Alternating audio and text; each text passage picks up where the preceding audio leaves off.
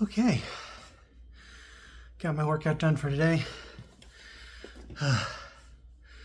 Got a bit of indigestion from whatever I ate. So it's got me feeling kind of weird, but I did some good stuff today. I'm not sure how well it shows in the video I took, but I am getting way deeper in my squats. It felt amazing today, and that's basically, I've taken two pieces of advice. One I was already taking, it's one that I've been trying to do the whole time, which is don't try to kill yourself when you're learning this. When you're getting into it for the first time, go through and take it easy. Not so easy that you don't get anything out of it, but easy enough that you can do it and you'll still get better. So when you're first getting into it, probably could have gone a little bit easier on my bench press stuff, honestly, starting off. But regardless, when you're first getting into it, there's no reason, realistically, there's no reason that you need to be chasing like your highest numbers. I was doing that a bit, not really, but a bit on bench press. And what I mean by that is I was pushing myself pretty hard on bench press the first few weeks. And that's why even in the first month, when I was trying to do 6+ or an AMRAP, 6 to 10,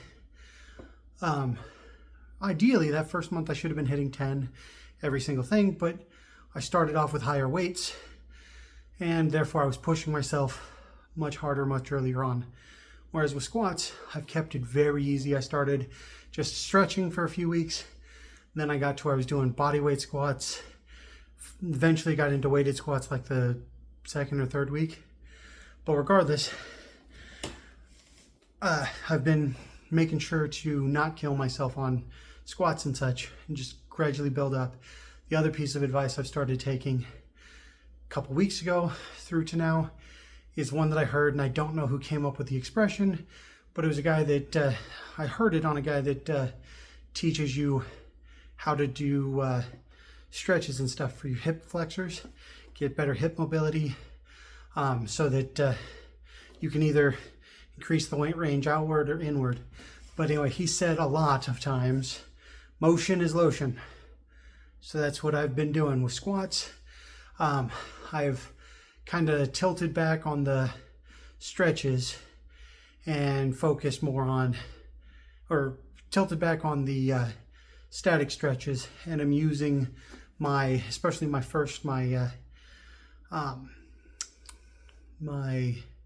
warm-up set of squats as my active stretches, and I'm getting much deeper. I'm definitely feeling it a lot more, which is good. Obviously the weights are going up, but it's not as important as being able to sit deeper into it. I am, and I'm feeling it, and it feels really good. So that's something, if anybody is watching this in the future and you want to know what you need to do when you're first starting out, 1, do the thing. 2, don't try to kill yourself trying to do the thing. Like, if you, contrary to what a lot of people say, when you are first starting out, you don't need to worry about testing for your 1 rep max or even a 5 rep max or any of that stuff. If you are just starting out, you've never touched weights before, or even if you have and it's been like a decade, pick a weight that you can do confidently, that you can do 10 times, play with that. And then every week, go up a little bit more on bench press. I'd say about 5 pounds. On squats, you can go about 10 pounds a week. But do that. Because if you pick a weight that you can do 10 times fairly easily, that first week, you won't feel like you're doing much, but you've been doing nothing. At least I was. I had been doing nothing. I'd been sitting on the couch. So you doing that weight, even if it's easy to do 10 times, you're pushing yourself harder than you have. The next week, it might still be that 5 pounds more. It might still be easy. 4 weeks down the line, you might finally, after 4 weeks, start getting to where you're like, wow, this is 40 pounds more than what I started with. And I just now only got 9. That's great. You're starting to get to where it's starting to become difficult. Now you have to decide, do you want to take it easy or do you want to keep pushing and treat this as something that you really have to work for?